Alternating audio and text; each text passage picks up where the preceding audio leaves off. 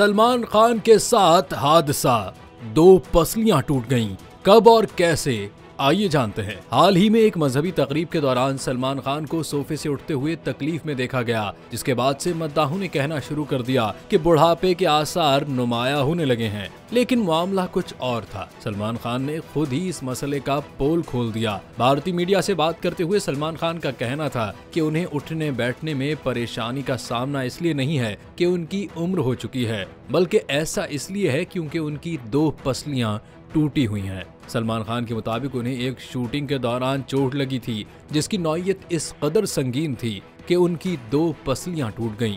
सलमान खान वैसे तो अपनी सेहत से मुताल्लिक इस मसले को छुपा रहे थे, लेकिन जब बिग बॉस 18 की शूटिंग के बाद कुछ सहाफ़ी सलमान खान की जानिब तेजी से बढ़े तो उन्हें खबरदार करते हुए सलमान खान ने कहा कि आराम से आएं, मेरी 2 पसलियां टूटी हुई हैं।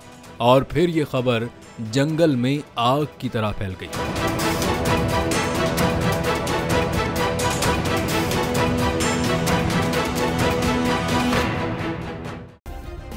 सब्सक्राइब करें और बेल दबाएं ताकि कोई खबर रह न जाए।